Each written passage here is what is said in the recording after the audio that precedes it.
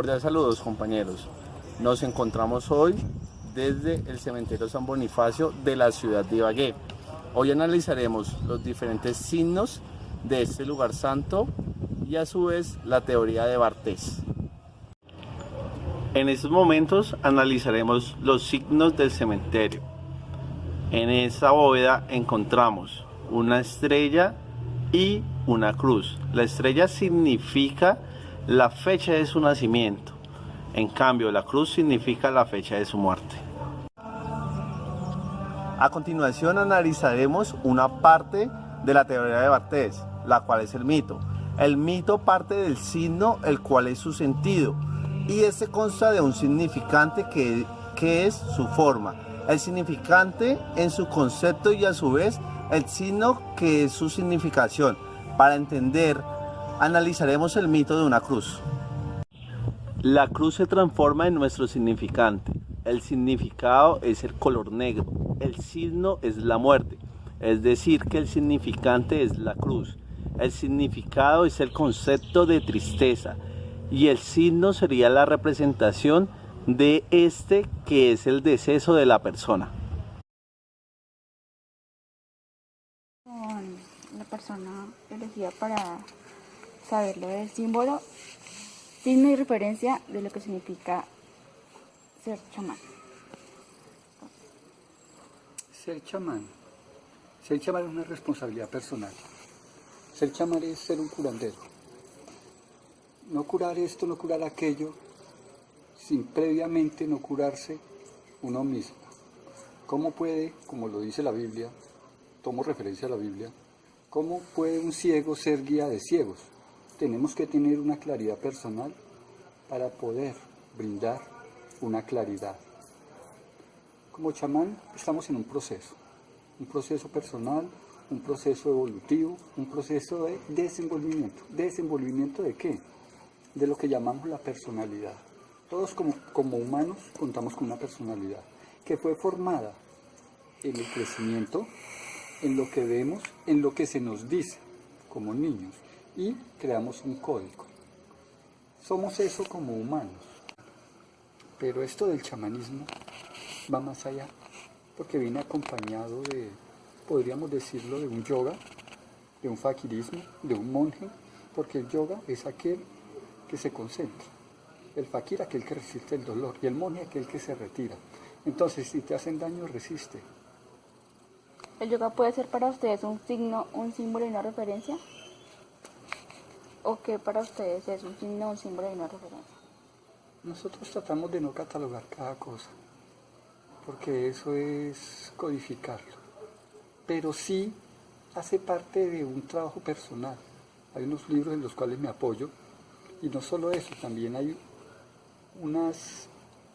un principio de filosofía. Yo leo unos libros especiales que me he encontrado, pero el chamanismo nunca me ha dicho que los lea, ha sido a cuenta personal. ¿Qué me ha dado el chamanismo? Trabajo el chamanismo a base de tomar plantas poder, lo que se llama el yagé o la ayahuasca. Pero también tenemos un remedio indígena, que todo esto es milenario indígena. ¿Cualquiera puede tomar yaje o ayahuasca? Cualquiera puede tomar yagé o ayahuasca. ¿Todos los efectos son iguales en las personas? No, ¿O todo el mundo porque te puedo dar el ejemplo de, si vas donde un médico y va otra muchacha donde un médico, no les va a ser igual para las dos, porque te van a dictaminar que sufres de esto y aquello según tu organismo. Y a la otra paciente le van a dictaminar esto o lo otro. Un ejemplo, tienes azúcar alto, la otra paciente no puede tener azúcar alto, pero la otra paciente está sufriendo de otra cosa, puede ser del corazón, un ritmo cardíaco fallido, por engrasamiento de sus venas o algo muy similar, que puede sufrir de pronto hasta de demencia. ¿Qué es demencia? El cerebro es una cosa muy delicada, que te pueden decir algo, te alteras, o puedes tolerarlo y concientizar. Ahí trabajamos como referencia. Estamos hablando de psicología, pero ya entrando en el plano del chamanismo, va más profundo, pero viene precedido de que tenemos que primero ser personas, y como empecé, un chamán es quien se cura a sí mismo para poder curar a otros. Según lo que usted dice, lo que acabo de decir, ¿cualquiera puede ser chamán? cualquiera puede ser médico, cualquiera puede ser zapatero, cualquiera puede ser futbolista, Solo sí. pero llegar a ser un buen médico, llegar a ser un buen futbolista, llegar a ser un buen zapatero, depende de la constante de esa persona. Hay futbolistas malos, hay futbolistas buenos, hay futbolistas que se dedican y entregan.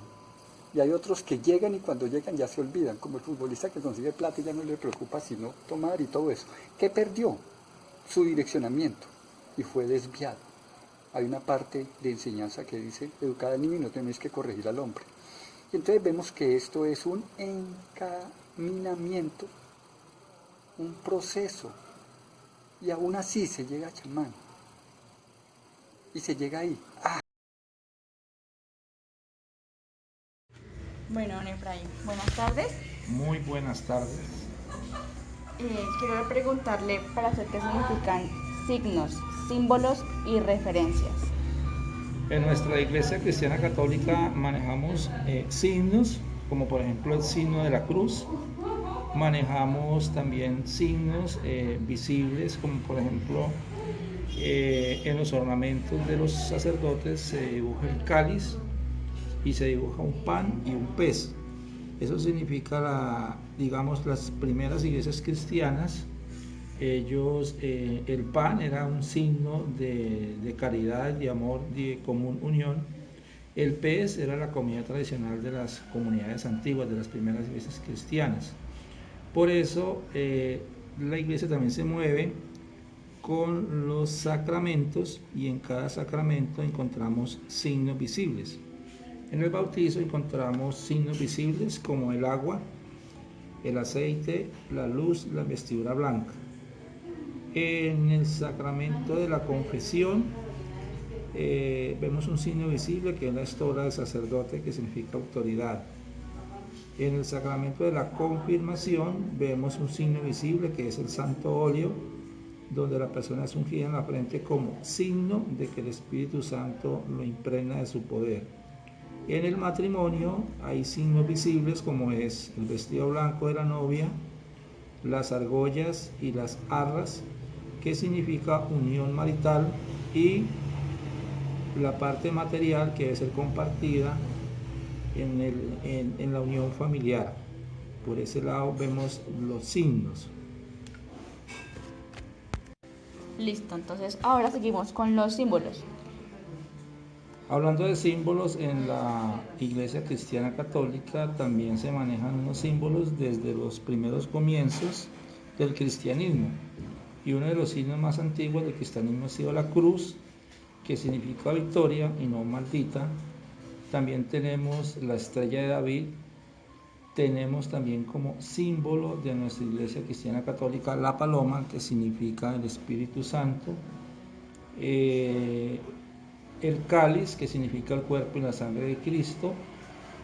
Tenemos también otros símbolos que son muy notorios dentro de la iglesia que nosotros seguimos, que es un círculo sobre la cabeza de las imágenes de los santos, que significa la aureola o la santidad.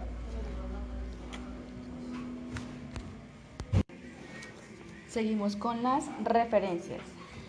Si hablamos de las referencias, la doctrina cristiana católica desde mucho tiempo atrás, el punto de referencia es la Sagrada Biblia, las Escrituras. Luego tenemos el Catecismo de la doctrina cristiana católica. Tenemos como referencia también los documentos que el Papa emite cuando hay una reunión de obispos que se llama sínodo. Y ahí se emiten algunos documentos como referencia para el cristiano católico. Y esos documentos tienen que ver mucho con el matrimonio, la niñez, la juventud, el adulto mayor. Un libro que también es de mucha referencia para nosotros es el documento de Aparecida, donde cada vez que el Papa se reúne con los obispos, ahí se habla de los problemas sociales que tiene el mundo entero. También tenemos como referencia las imágenes de los diferentes santos, que no son los santos, sino las imágenes.